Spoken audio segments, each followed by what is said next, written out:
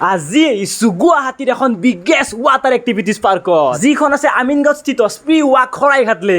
ইয়াত আপুনি boating adventure, children park, amusement park, kid zone, food court মানে লাগে কি আপোনাক। চিলড্ৰেন ৰাইডছৰ পৰা আদি কৰি এনেকুৱা ডাঙৰৰ চেয়াৰ চুইং ৰাইডছ পাই যাব, যিটো দেখাত চিম্পুল হ'ব পাৰে কিন্তু উঠি এনেকুৱা মজা লাগিল, ওপৰৰ পৰা গোটেই পাৰ্কখনৰ ভিউটো ল'ব পাৰি। ইয়াৰে পিছত ট্ৰাই কৰিলো মই কিং চেয়াৰ। এই মালটো যিটো উল্টা পুল্টা ঘূৰিছে নহয়, মোৰ মাথাই কাম নকৰা হৈ গৈছে। বলক এইবাৰ ট্ৰাই কৰো ফ্লাইং পাইৰেট শ্বিপ। ইয়াত উঠি যিটো মজা লাগিল ন, মানে ওপৰলৈ উঠি তললৈ নামোতে একেবাৰে ৰোমাঞ্চকৰ অনুভৱ হৈছিল। এতিয়া হ'ব আচল খেল, য'ত মই ট্ৰাই কৰিব গৈছো ৱাটাৰ এক্টিভিটিছৰ প্ৰথমটো এডভেঞ্চাৰ স্পীড বোট ৰাইড। বাপৰে, ইয়াত উঠাৰ পিছত যিটো মজা লাগিল ন, মানে এক্সাইটমেণ্টে ডাবল হৈ গ'ল। চাওকচোন, নাও একদম বেকা কৰি দিছে। আপোনালোকে আহিলে এইটো একদমেই মিছ নকৰিব। 300 পাৰ পাৰ্চন ল'ব, সম্পূৰ্ণ লেকটো ঘূৰিব পাৰিব। অ'কে, এইবাৰ ট্ৰাই কৰিলো মোৰ ইয়াৰে চবতকে ফেভৰেট জেট স্কাই ৰাইড। মানে এইটো চলাই যিটো এক্সপিৰিয়েঞ্চ পাইছো নহয়, মানে কিছু এডভেঞ্চাৰ হৈ গৈছে দেই মোৰ লগত। এইটো এবাৰ ট্ৰাই কৰিলে আকৌ কৰিব মন যায়। আহক এইবাৰ ট্ৰাই কৰো পন্টুন বোট ৰাইড। এইখন মানে চিংগেল মানুহ বা মোৰ দৰে এনেকুৱা উৎপাত কৰা বোট নহয়, আচলতে এইখন হ'ল ফেমিলি বোট, য'ত আপুনি ইচ্ছা কৰিলে ইয়াতে ফেমিলি পাৰ্টি বা বাৰ্থডে এৰেঞ্জো কৰিব পাৰে। বহুত পানীত নাও চলালো, এইবাৰ বলক পানীত চাইকেল চলাও। মানে এইখন হ'ল একুৱা চাইকেল, যিখন আপুনি পানীত এনেকে মুদ দৰে পেডেল মাৰি মাৰি চলাব লাগিব। ইয়াতে একুৱা ৰ'লাৰো পাই যাব কিডছৰ কাৰণে, সিহঁতে ইয়াতে খুবেই এনজয় কৰিব পাৰিব।